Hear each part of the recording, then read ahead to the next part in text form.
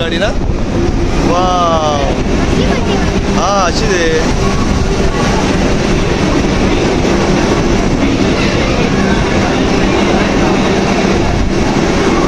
चला आता आपल्या आज जायचंय.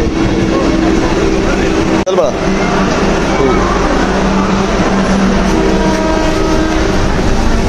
चल पुढे चल. चला आपला 70 to 73.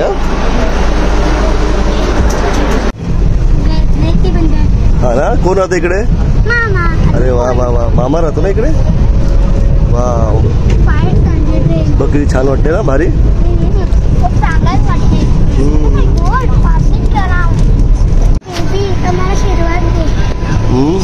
कुठली देवी आहे? मुंब्रा देवी आहे ना. मुंब्रा देवी. वाव किती छान ना. आपण काढूया व्हिडिओ. अरे यार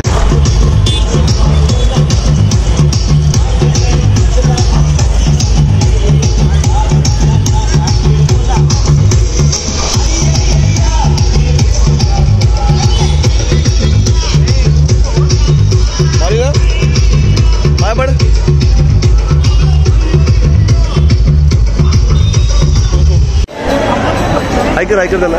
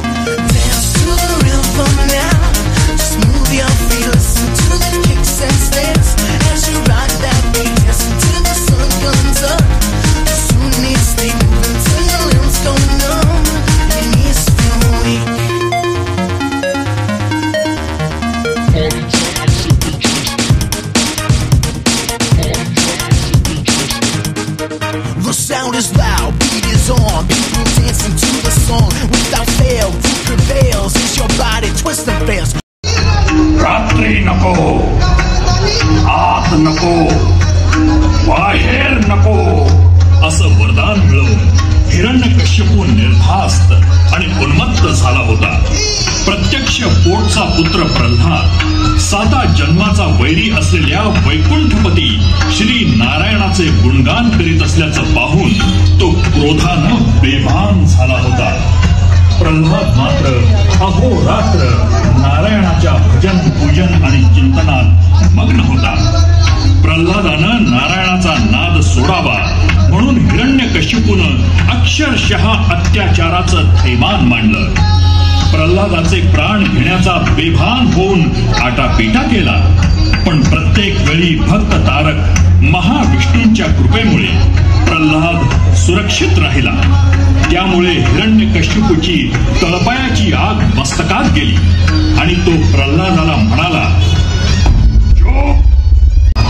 दाखव दाखव तुझा तो लपून बसलेला नारायण. आज त्याला माझ्या समोर बोल बोल. कुठे आहे तो? नारायण सर्वत्र दडलेले आहेत. उगीच वाष्कळ बडबड करू नकोस. या असल्या दगडी खांबातही असेल. आहेच, असणारच. ही मी लाथ मारतो खांबावर. बघू माझ्या समोर येण्याचं धाडस करतो का, साहस करतो का.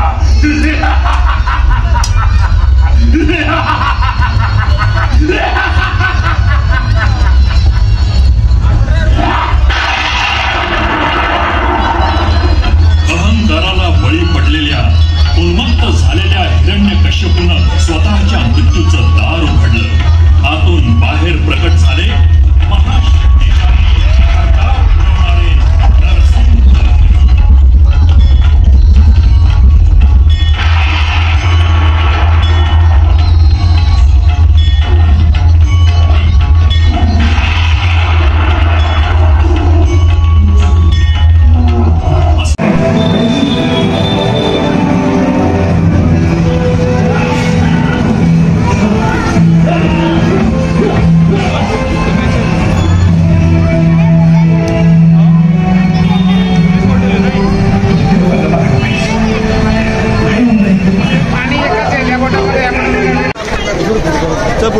जय उजवीकडे जागा आहे तर उजवीकडून पुढे गेलं तरी चालेल. तिथून पण बाप्पाचं दर्शन होणार आहे भाविकांना.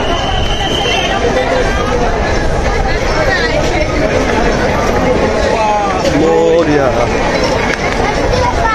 मोरया मोरया.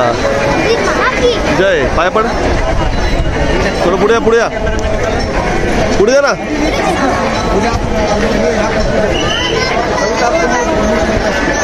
तिकडे तिकडे